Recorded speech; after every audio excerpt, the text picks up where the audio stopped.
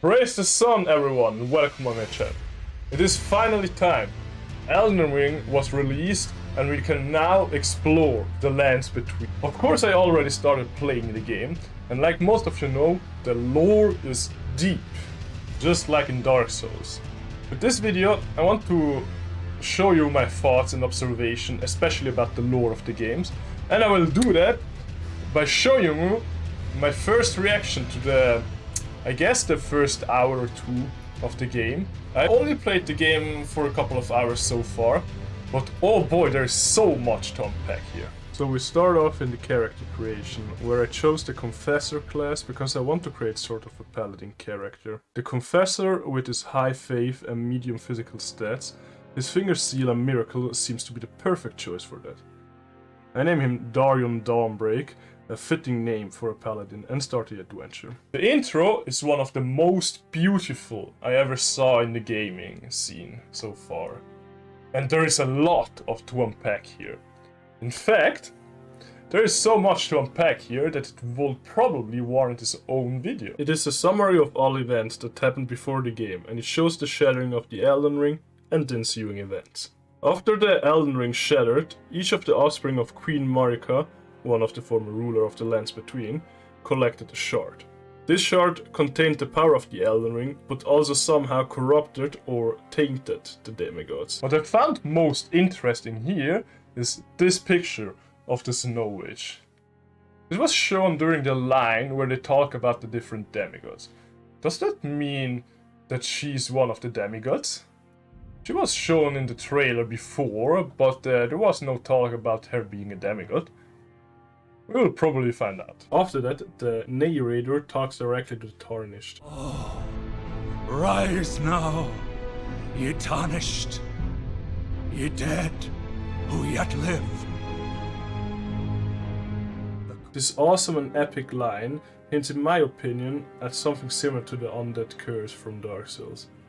The Tarnished is revived after every death after all, so there surely will be a lore explanation for that. Also, the art here is awesome, showing a mass grave, a statue resembling the stakes of Marika found in-game, and a corpse similar to a hollow in the center. Next, we are shown different characters that we will maybe encounter or hear of during the game. This reminds me a lot of Dark Souls 3 and especially the Demon Souls intro. During this section, we are shown 5 different characters. Hora looks the Chieftain of the Badlands.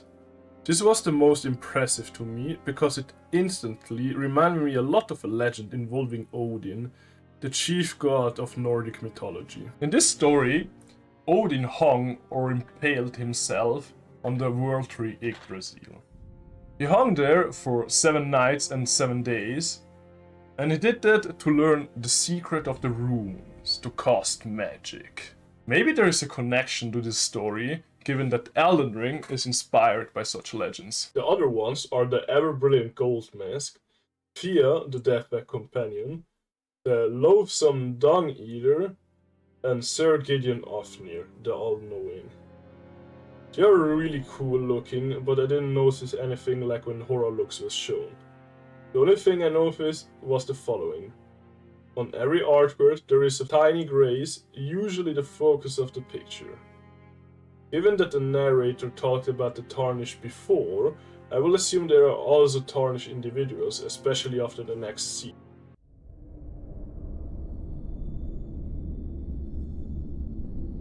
And one other, whom grace would again bless. A tarnished of no renown. Tarnished with no renown, or basically our player character. In true Dark Souls fashion, the Tarnished is an unknown and fameless entity with no known background. Because of this, you can imagine the background of your character yourself, which is a lot of fun. Our character crosses the literal fog and reaches the land between. He finds himself in the Chapel of Anticipation. Here I already can discover some lore behind my class.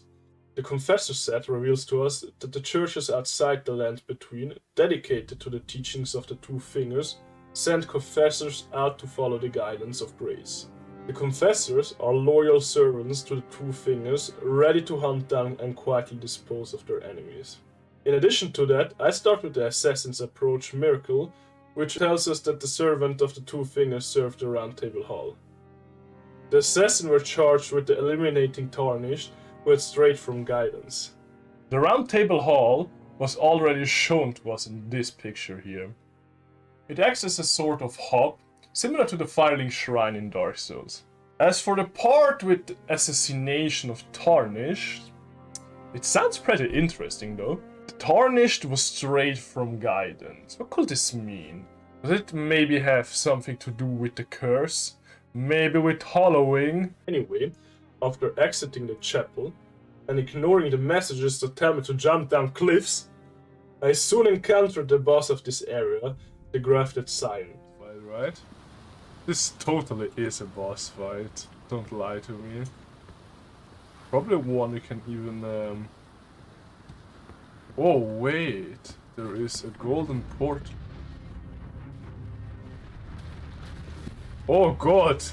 Oh god, what are you? Grafted can mean something similar to refined or improved.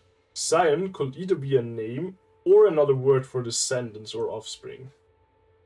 Judging by the many limbs attached, he is related to Godric the Golden, so could he potentially be a refined offspring of him? Anyway, in true Soulsborne fashion for a second time, the boss kills me really quickly.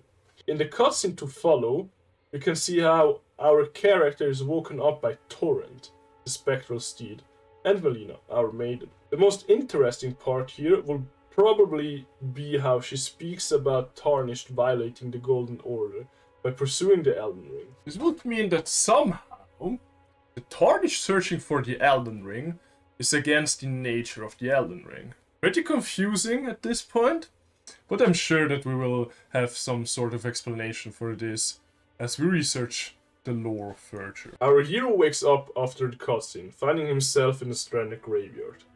Here we finally receive our Flask of Tears, the equivalent to the Estus Flask from Dark Souls. These flasks were modeled after a holy chalice, once graced by a tear of life. This tear of life was probably a sort of blessing from the Earth Tree, like many other blessings it granted. We also learned that these flasks are bestowed upon a Tarnished chosen by a Finger Maiden, maybe in a sort of ritual. Whatever the case, our character can now proceed and quickly finds the ghost of a commoner, telling him to plunge down. It's interesting, because in his dialogue he talks about the plunge of learning and remembrance, and how we need to recall the art of war in our warrior's blood. He basically tells us that we shall do the tutorial. There is not much to talk about in the tutorial.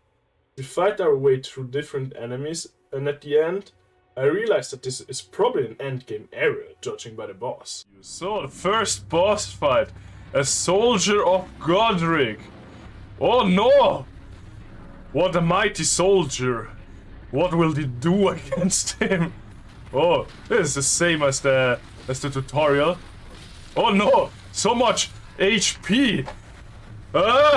This is what I call a pro gamer. The first boss from the Elden Ring. Killed. Easily. Why are there so many bloodstains here? At the side of Grace, I finally used the golden seed that I got as a gift in the character creation. This golden seed raises the charge of your flask, and I will dare to say it's the best starting gift, especially if you are new to the series.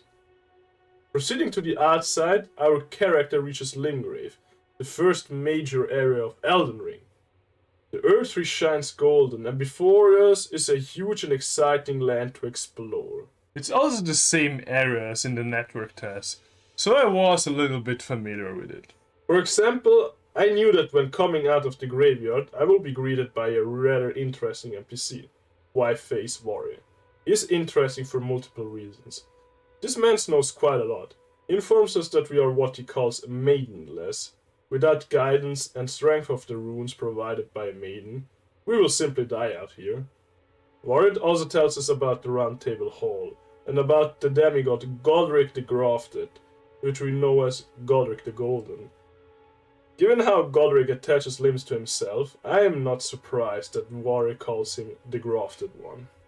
After receiving important information from Wari, I know exactly where I want to go. I remember a special site of grace from the network test where I can encounter Melina, our maiden, which is the equivalent of the Firekeeper from Dark Souls 3.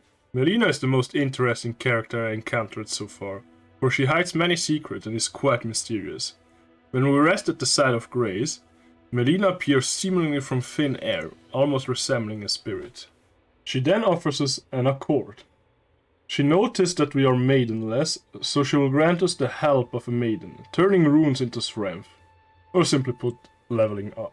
In a dialogue after we accept her accord, she reveals to us that she actually is not a finger maiden from the Two Finger, she only acts as one and cannot offer any guidance. So technically, we are somehow still maidenless. She also reveals her motives to want to reach the Earth Tree. She searches for a purpose that was given to her inside the Earth Tree. For some reason, she lost her purpose long ago. She also tells us that she's bodiless, what probably would explain her spirit form, and that she's burned. I think this may have something to do with the seal on her left eye. Melina is quite a mysterious woman indeed, but she doesn't reveal more for now. Instead, our Tarnished gets the ability to summon Good Boy Torrent from Melina and start exploring the lands between. Where it will lead him next, we will see that next time. This is the end of the video for now. I'm really excited to continue playing Elden Ring and explore more lore. Thank you for watching this video until now. Leave a like and a comment down below if you like this video. And until next time.